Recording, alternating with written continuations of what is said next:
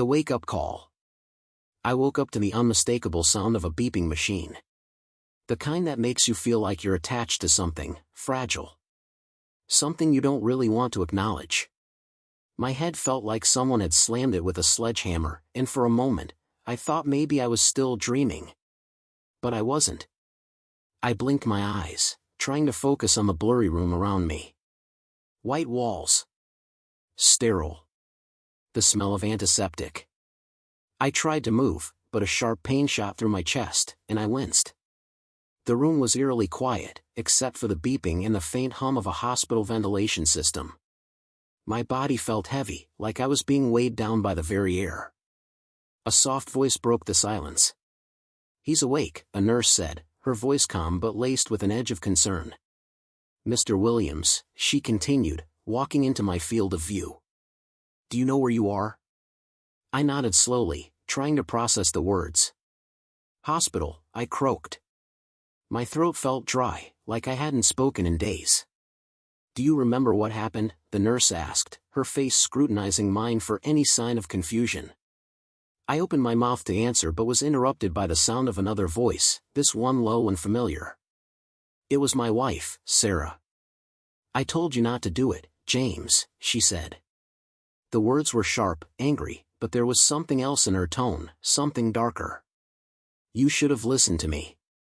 My heart skipped a beat as I tried to turn my head, to focus on her.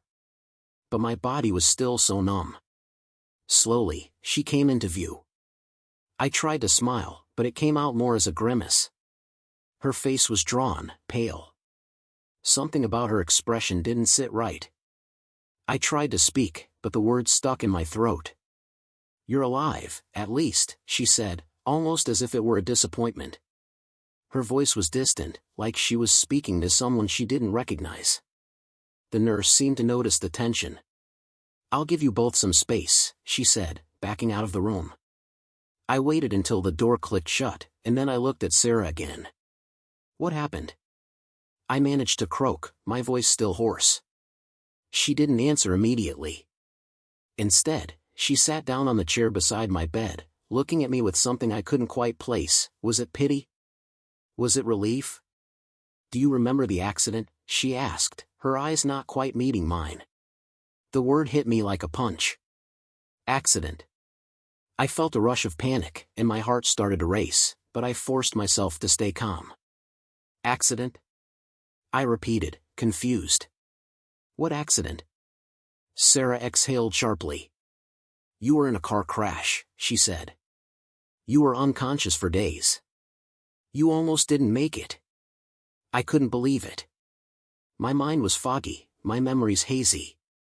How long have I been here?"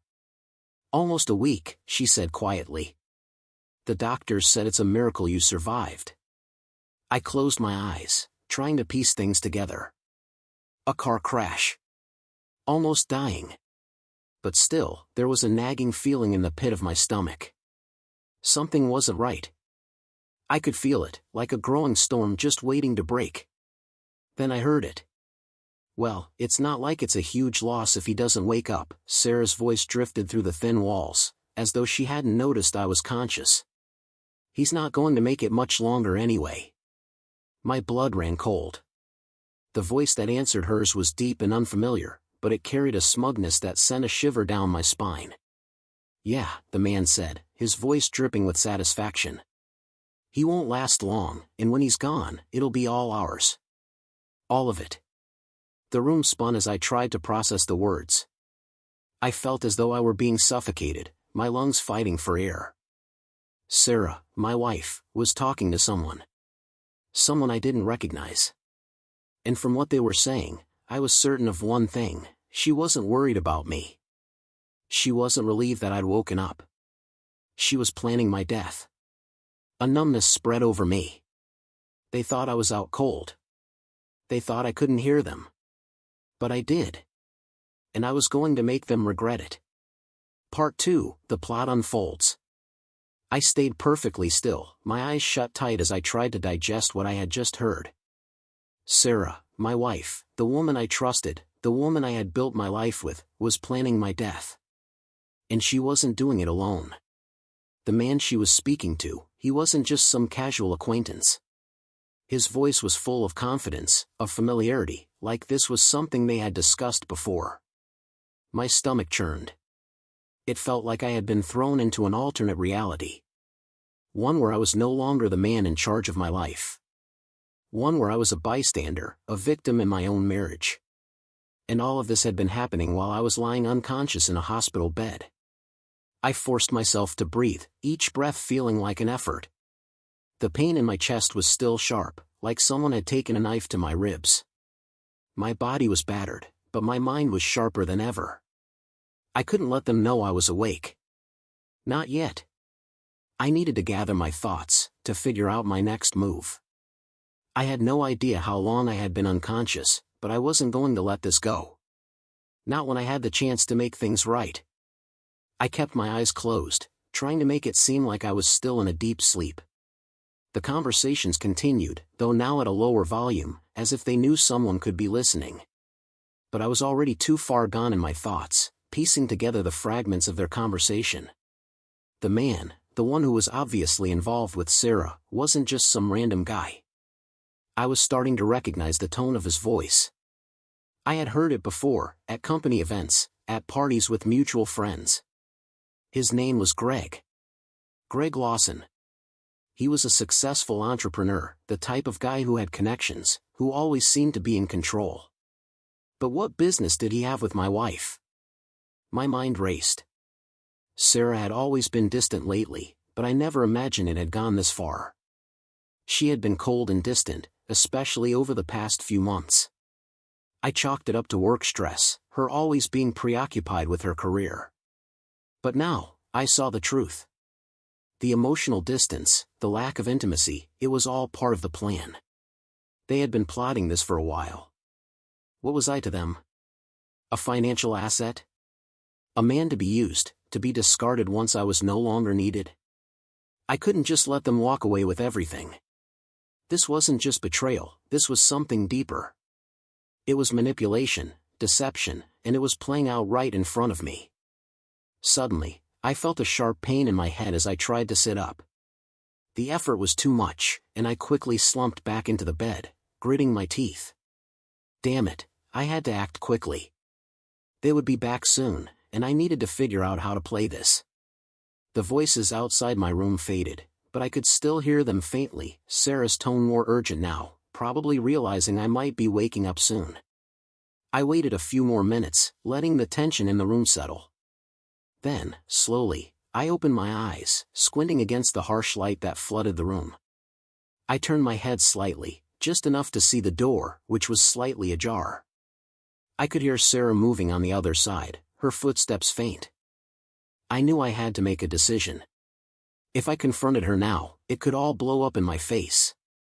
But if I played my cards right, if I stayed quiet and acted like nothing had happened, I could gather the evidence I needed. I could turn the tables. I reached for the call button next to my bed, just to make sure someone would be there when I needed them. The nurse would be in soon to check on me, and I needed to make sure I looked weak, vulnerable, like I hadn't overheard anything. It was a game now, a game I needed to play carefully. One wrong move, and I would lose everything. A few minutes later, the door creaked open, and Sarah stepped into the room, looking more disheveled than I had ever seen her. Her face was pale, and her eyes were slightly red, as if she had been crying. But there was something off about her, something cold in her demeanor. "James," she said, her voice shaky but controlled. "How are you feeling?" I wanted to laugh. How was I feeling? I was feeling betrayed, furious, and completely blindsided. But I kept my voice steady. "I'm fine," I said, glancing at her. "Just a little tired." She nodded, taking a seat in the chair by the bed. She didn't meet my eyes as she settled into the chair, her hands clasped tightly in her lap. Her usual confident posture was gone, replaced by something more defensive. I was worried," she said after a long silence. "You gave us all a scare, James. You can't keep doing things like that." I raised an eyebrow. "You're worried?" I repeated, feigning confusion. You were talking about me like I was already dead just a few minutes ago. The color drained from her face. Her lips parted, but no words came out. For a moment, she looked like a deer caught in headlights, and I couldn't help but feel a sick satisfaction as I watched her squirm. What are you talking about?" she finally managed to stammer, her voice barely audible. I stared at her, not bothering to hide the accusation in my eyes. "Don't pretend, Sarah. I heard everything." Her hands clenched into fists, and her expression hardened, but she didn't say anything. She couldn't. Not with the truth hanging in the air between us. "You were planning it," I continued, my voice low, steady. "You and Greg, you were planning to take everything from me. To kill me off and live like kings. How long has this been going on? How long have you been sleeping with him?" Her face twisted, and for a brief moment, I saw something that made my blood run cold, fear. But then, just as quickly, it was gone, replaced by a deflection that sent a chill down my spine. "You don't understand, James," she said, her voice soft but venomous. "You were never going to survive the accident. You've been useless for months. Greg is the one who has been taking care of me. You were always too busy with your job, with your fake life." My chest tightened, my breath catching in my throat. It wasn't just a betrayal. It was a lie. A deep, dark lie. "I'm not done yet, Sarah," I said, my voice hardening. "And neither are you." Part 3, the game begins. The silence that followed my accusation was suffocating. Sarah didn't say a word for what seemed like an eternity. Her eyes darted around the room, looking anywhere but at me. I could practically see the wheels turning in her head, trying to figure out her next move. The fact that I had caught her off guard gave me a sense of control, something I hadn't felt in days. She finally spoke, her voice trembling, but there was an underlying edge to it. "You don't know what you're talking about, James. You don't understand how things really are." I could see the tears beginning to form in the corners of her eyes, but this time, they weren't tears of guilt. No, these were the tears of someone who had been caught, someone who knew their world was about to come crashing down. "Don't try to spin this, Sarah," I said, my voice low and dangerous. "I heard everything. I know what you and Greg have been planning. You thought I wouldn't wake up, didn't you? Thought you could get away with it." She flinched at my words, but I didn't give her the chance to respond immediately. I was on the offensive now, and I wasn't going to let her dictate the pace of the conversation anymore. "What's your plan, Sarah?" I asked, my voice growing colder. "Do you think I'm just going to lay here and let you and your lover take everything from me? From us? You think I'm too weak to fight back?" Her face paled even further, and she looked down at her hands, clenched in her lap. It was clear now that the facade she had put up over the years was crumbling. The perfect wife, the devoted partner, the woman who had played her role so well, now she was nothing more than a scared little girl trapped in the web she had spun. "You don't know what it's like, James," she whispered, almost pleading. "I've been carrying everything for so long. The pressure, the lies, the loneliness. You were always too busy with your damn work, with your career, you didn't even notice me slipping away. I had to do something. I had to feel alive again." I stared at her, incredulous. The audacity. "So, you decided that murdering me was the way to feel alive? Was that it? You think I'm the problem, Sarah? Maybe you should have looked in the mirror. Maybe you should have thought about the consequences of your actions before you dragged someone else into this, someone like Greg." Sarah winced at the mention of Greg's name, her eyes flickering with a mix of anger and shame. "You don't understand," she muttered again, her voice weak. "He's been there for me. You don't get it. He's the one who actually listens. He's the one who cares." A bitter laugh escaped my lips. "Oh, I get it, all right. You were never interested in me, Sarah. You've been using me for years. I was your ticket to a comfortable life, a life where you could be seen as the perfect wife. But it's all been a lie. All of it." Her face crumbled, and for a brief moment, I saw the raw emotion she had been hiding. It wasn't remorse. It wasn't guilt. It was anger, pure, unbridled rage. "You don't know anything about me," she snapped, her voice growing louder. "You think you have the moral high ground? You think you're some innocent little saint in this? You think I was the one lying? Maybe you should have paid attention to the way I was slipping away, James. Maybe if you didn't bury your head in your work, you would have realized that I was dying inside." Her words struck a chord deep within me, but I didn't let her see it. I wasn't going to give her the satisfaction of seeing me flinch. "You can't blame me for your mistakes, Sarah. I was trying to build a life for us, to give you everything you wanted. I didn't deserve this." For a moment, there was silence. She stared at me with venom in her eyes, her chest heaving with each breath. I could see the tears now, but they weren't tears of regret, they were tears of frustration, of anger. She wasn't going to break down. Not yet. But I wasn't done. I leaned forward slightly, my voice growing more intense. "Here's the deal, Sarah," I said, my words deliberate. "You and Greg think I'm weak, that I'm some helpless fool lying in a hospital bed. But you're wrong. I've been doing my homework. I've been watching. I've been preparing for this moment. And now, you're going to learn something about me. Something you clearly never understood." Her eyes narrowed, but I could see the fear creeping in. She wasn't used to this version of me. The version who was done being a victim. "I'm not going to play by your rules anymore," I continued. "And you should know this, if you think you're going to walk away with my money, with everything we built together, you're sorely mistaken." Sarah's lips parted, her face a mix of disbelief and panic. She opened her mouth to speak, but I held up a hand, stopping her. "I'm going to get out of here, Sarah. And when I do, you and Greg won't know what hit you." She swallowed hard, her eyes darting to the door. She stood up abruptly, her face flushed with anger and fear. "You don't know what you're saying," she hissed. "You're in no position to make threats. You're nothing, James. You're a dying man in a hospital bed." I watched her, unblinking. "We'll see about that." With one last furious glance, Sarah stormed out of the room, leaving me in silence once again. I leaned back against the pillow, the weight of the situation sinking in. There was no turning back now. Part 4, The Plan. As the days passed, I began to piece together my plan. I didn't know how long I had before Sarah and Greg caught wind of my awareness, but I knew I had to act quickly.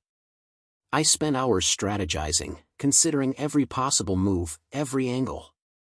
I needed to make them regret ever underestimating me. First things first, I needed access to my accounts. I had to make sure that Sarah couldn't get her hands on my finances. That was the core of her plan, wasn't it? Money. If I could stop her from seizing control of everything I had built, I could buy myself time. I spent hours on the hospital's Wi-Fi, using my phone to check my bank accounts, my business investments, my legal documents. It was risky. The last thing I needed was for someone to find out what I was doing. But I had to. I was running out of time. I set up alerts on all my accounts, anything large that moved in or out would be flagged. That would be my first defense. But I needed more. I needed to find a way to catch Sarah and Greg in the act. They couldn't get away with this without paying the price. I knew I couldn't trust the police yet, not without evidence.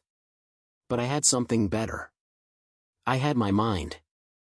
And I wasn't afraid to use it. The stakes were high. If I failed, if I let my guard down for even a second, it would be over. But I wasn't going to let Sarah win. Not like this. Not when I still had the chance to fight back. Part 5, The Counterattack. I spent the next few days in a daze, my mind racing with thoughts of revenge, of getting back what was rightfully mine.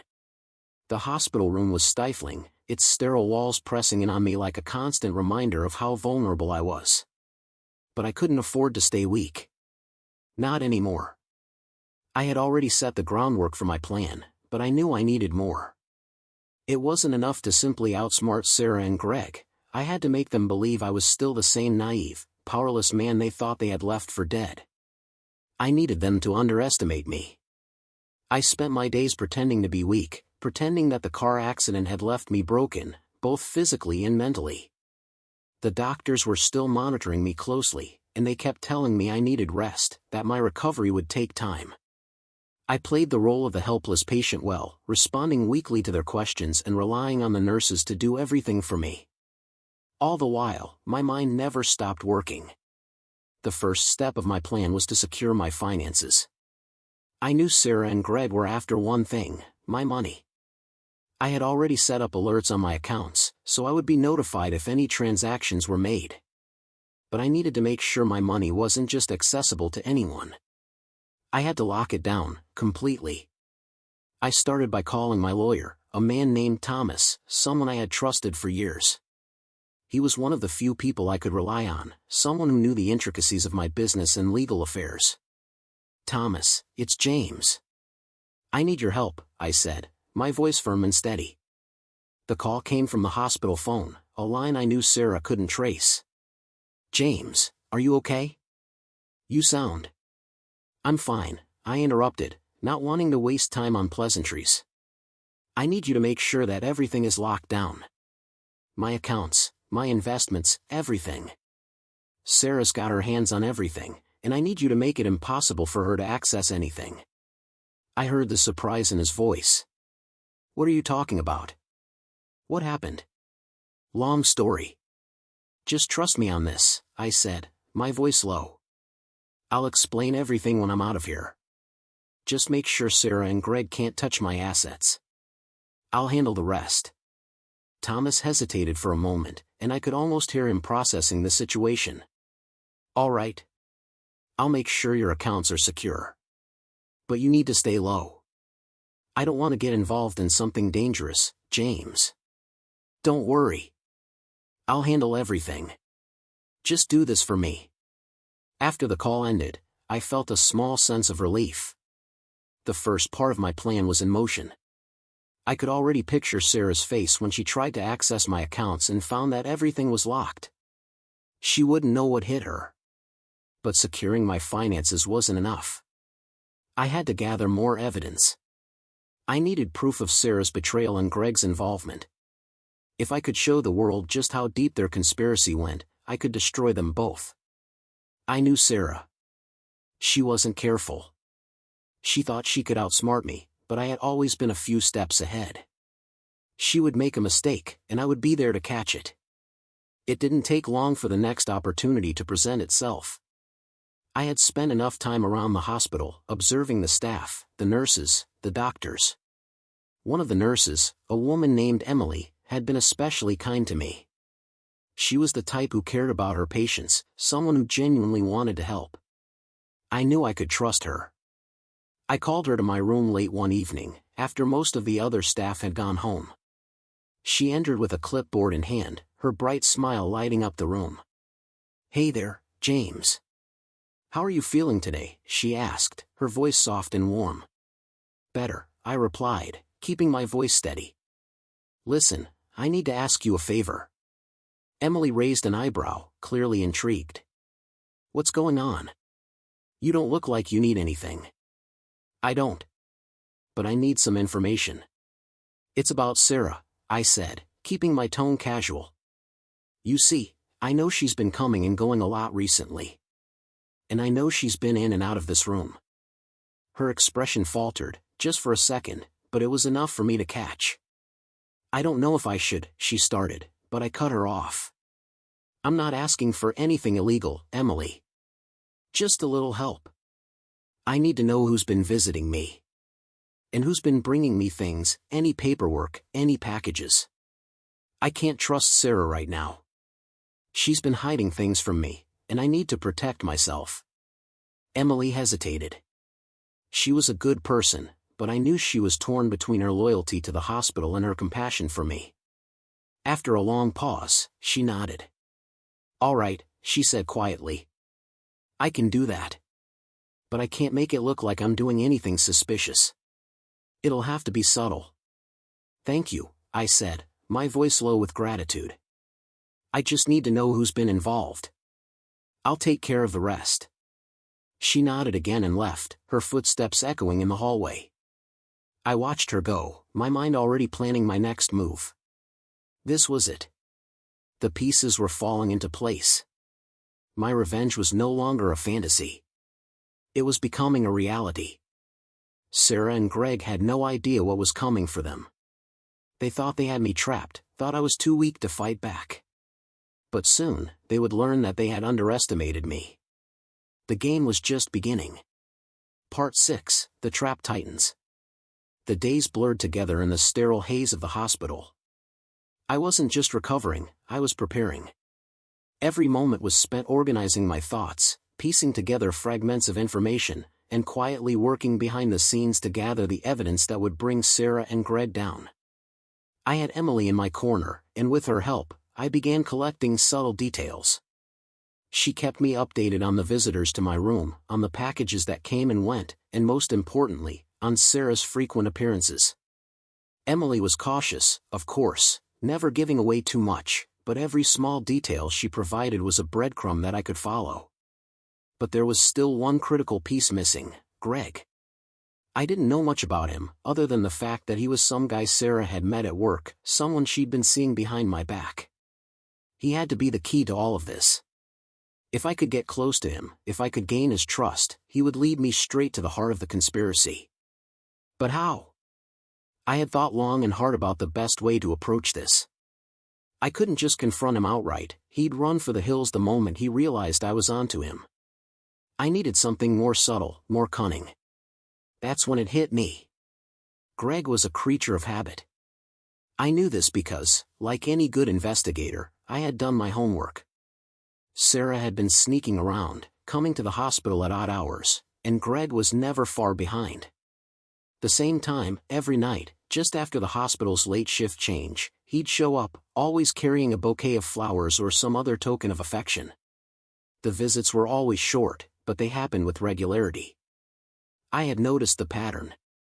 I'd spent enough time in my hospital bed pretending to be weak and helpless, but I had also spent that time learning the ins and outs of the building. I knew the hospital's layout, the security cameras, and the blind spots in the corridors. It wasn't much, but it was enough for what I had in mind. The plan was simple. I needed to set up a situation where I could get Greg alone. The hospital had a small cafe on the ground floor, a place where employees often went to relax after their shifts. If I could get him there, I could confront him and, hopefully, coax out the truth. The only issue? I had no direct access to him, no way of getting a message through. I couldn't just leave my bed, not without arousing suspicion. But then Emily came to the rescue again. She had become more than just a helpful nurse. She had become my ally. After a bit of convincing, I'd gotten her to agree to leave a note with Greg during one of his visits, just a casual catch-up message that would draw him to the cafe. I wrote it carefully, making sure it sounded like a normal, everyday request, nothing that would raise suspicion. The note was short and to the point. "Hey, Greg, I need to talk. Can you meet me at the cafe downstairs in 30 minutes? We need to figure this out." Simple. But effective. Emily slipped the note into a folder and discreetly handed it to Greg when he came in the next evening. The trap was set. Later that evening, I could feel the tension rising in the pit of my stomach as I lay in my hospital bed, staring at the clock on the wall. Every second that passed brought me closer to the confrontation I'd been planning for days. I had to stay calm. I had to stay in control. I had arranged for a nurse to check in on me every 15 minutes, just to maintain the illusion that I was still weak and bedridden. It wasn't easy, but I was determined. This was my only shot at getting the upper hand. The minutes ticked by slowly. Then, just as I was starting to doubt the timing, I heard footsteps outside my room. I glanced at the clock, perfect timing. Greg walked past my door without a second glance, his hands stuffed in his jacket pockets. He was wearing a black hoodie, as usual, and his expression was unreadable. He hadn't noticed me at all, and I wasn't sure whether to feel relieved or more anxious. The fact that he hadn't acknowledged my presence meant he had likely already read the note, and now he was heading for the cafe. I took a deep breath. It was time. In the cafe. I didn't go to the cafe myself, of course. I couldn't risk being seen walking through the halls, especially by someone who might be watching for me. Instead, I relied on Emily again, who had agreed to stay close by, making sure Greg couldn't leave without me knowing. I waited for what felt like hours, but in reality, it was only about 20 minutes before my phone buzzed. "It's done. He's in the cafe," Emily texted. I quickly typed back, my fingers moving faster than I thought possible. "Don't let him leave. Keep him there." A few minutes later, I received another message, "He's not going anywhere. He's looking at the door every few seconds. He's waiting for you." Perfect. It was time for me to make my move. I carefully wheeled myself out of bed, my heart pounding in my chest. This wasn't going to be easy, but I had to follow through. The only way to catch them was to take the first step. I carefully adjusted the blankets to cover my legs, making sure no one would suspect a thing if they saw me on my way out. With a deep breath, I pushed the door open just enough to slip through. The corridor was quiet, lit only by dim overhead lights. I moved quickly but quietly, using every trick I had learned over the past few days to stay unnoticed. When I reached the staircase, I took the steps two at a time, my mind focused on the task at hand. I arrived at the cafe moments later, my pulse racing. Greg was sitting at a table by the window, tapping his fingers nervously on the surface. I paused for a moment, just outside the door, watching him. His eyes were scanning the room, waiting. He didn't even know I was here. I took a deep breath, and with a confident step forward, I entered the cafe. Part 7, The Confrontation. The cafe was quiet, almost eerily so. The faint hum of the coffee machine in the corner and the soft murmur of distant conversations from the hospital staff made the atmosphere feel oddly mundane. But for me, this moment was anything but ordinary. Every step I took towards Greg felt like the sound of a ticking clock, counting down to the inevitable truth. He hadn't noticed me yet. I hesitated for just a split second, watching him. Greg was sitting there, his elbows propped on the table, his fingers still tapping anxiously. He was fidgeting, clearly nervous. He hadn't expected me to show up. I knew this would be my only chance. If I didn't move now, if I didn't make my presence known, I might lose everything.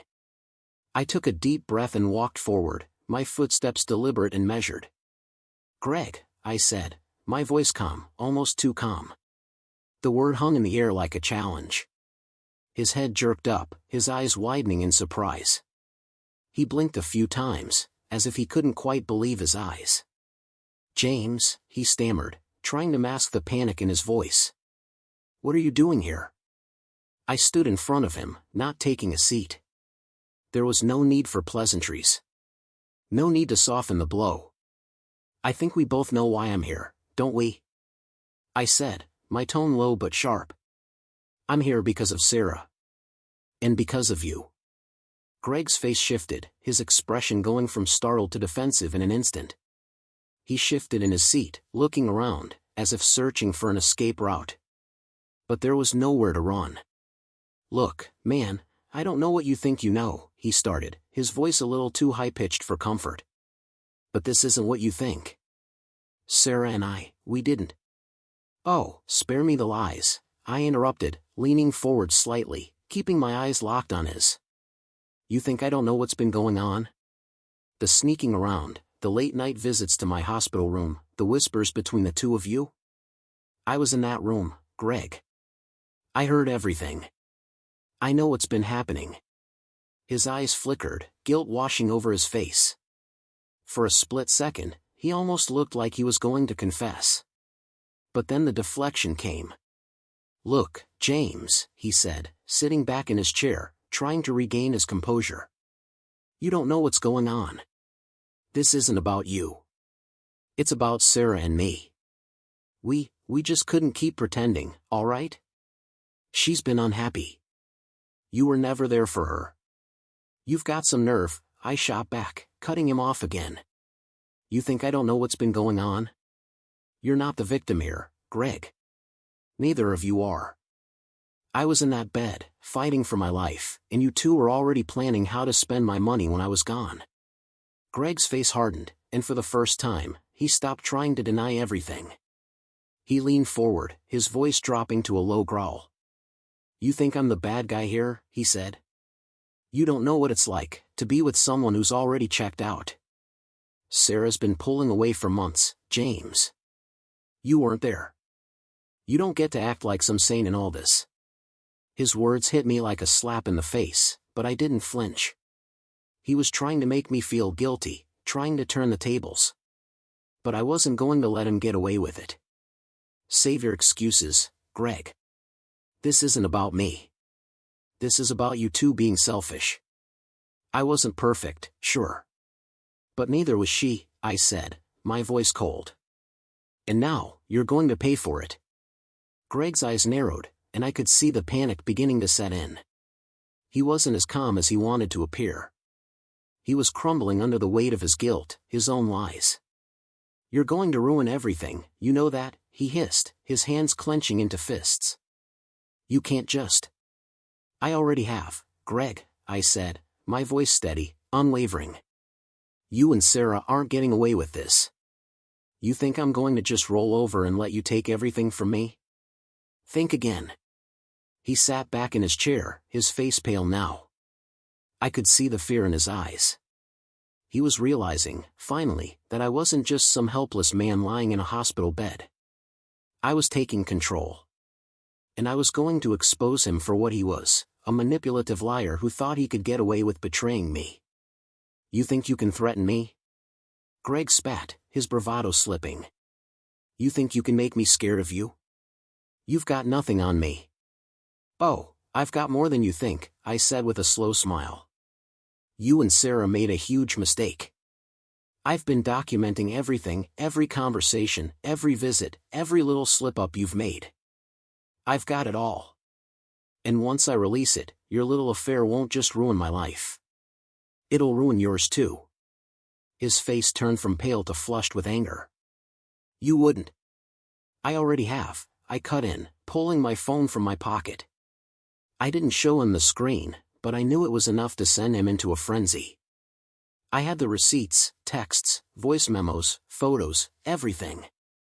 I had carefully collected them all, just in case this exact moment came to pass. Greg's eyes darted around the cafe. He was cornered now. He could try to act tough, but he knew, deep down, that he was finished. You think I'm just going to let you ruin everything? He asked, his voice now shaking with desperation. I don't think you have a choice anymore, I replied calmly, my gaze never leaving his. I'll make sure everyone knows exactly who you are. And when I'm done with you, you'll never be able to look anyone in the eye again. I watched the anger drain from his face, replaced by fear. It was the fear of losing everything, the affair, the money, the life he had been building on lies. It was over. And the best part? He didn't even see it coming. Part 8, the final showdown. I could see the defeat in Greg's eyes. He wasn't the cocky, confident man who had walked into the cafe just minutes ago. The facade he had worked so hard to maintain was crumbling, piece by piece. But this wasn't over yet. Greg might have been the first domino to fall, but Sarah was the one who needed to see the full extent of my plan. She was the mastermind behind everything. She thought she could take me down, but I was about to turn the tables completely. I didn't waste any more time with Greg. His fate was sealed. I had what I needed from him, and now it was time to deal with Sarah. I stood up from the table, not bothering to say another word to Greg. He didn't deserve any more of my energy. I knew exactly what I had to do next, and it was time to put it into motion. Sarah's confrontation. It was nearly midnight when I arrived back at the hospital. The hallways were quieter now, the usual hustle of the day replaced by a calm, almost eerie silence. The lights flickered overhead, casting long shadows on the walls.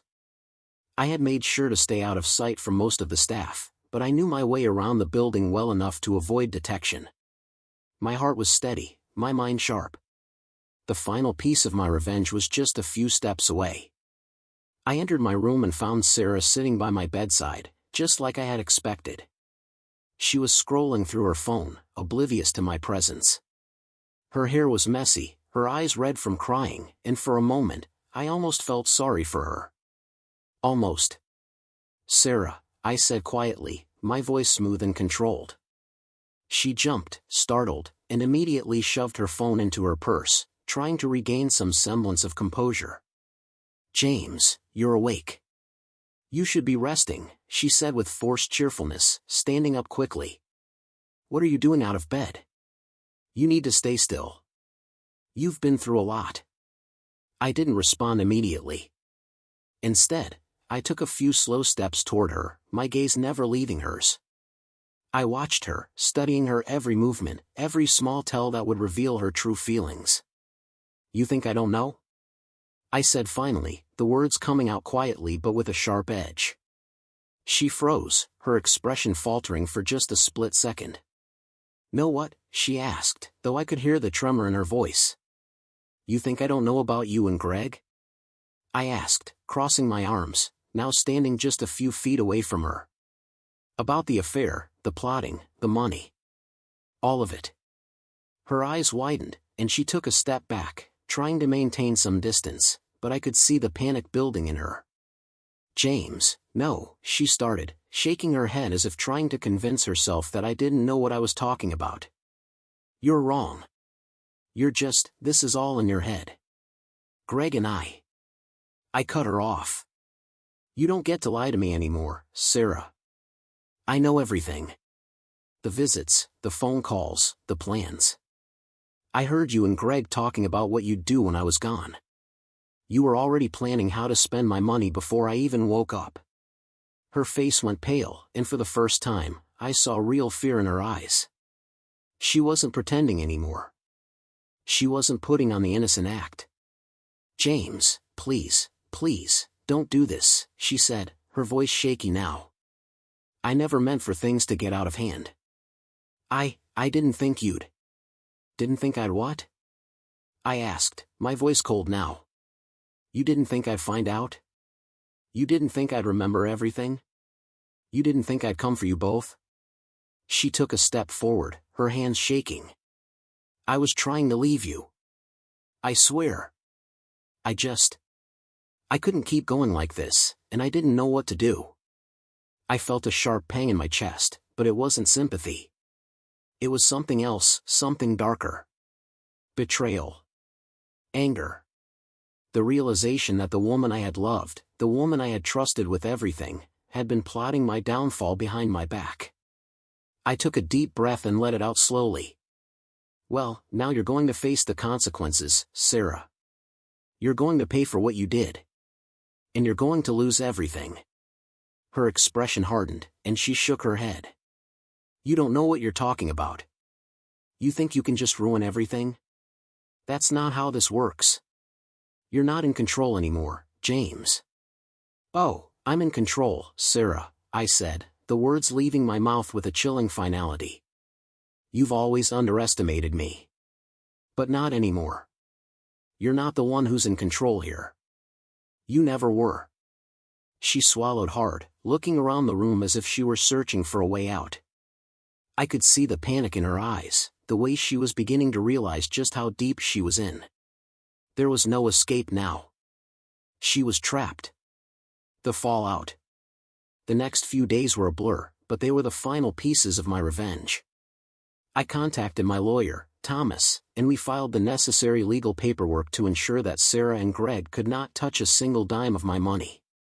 We locked down my accounts, froze everything, and made sure they had no access to my assets. I also made sure to expose their affair, both the emotional and financial betrayal, by leaking key pieces of evidence to the people who needed to know: my family, close friends, and, of course, the media. Sarah and Greg thought they could get away with everything. They thought they could use me, manipulate me, and then discard me when they had everything they wanted. But I had outsmarted them. I had been planning for this moment for months. Sarah's carefully constructed world came crashing down around her. The affair, the lies, the financial manipulations, all of it came to light. And Greg? He lost his job, his reputation, and whatever dignity he had left. The best part? They couldn't even try to fight back. Not when I had the law, the evidence, and the truth on my side. The end. Don't forget to like, comment, and subscribe for more incredible content.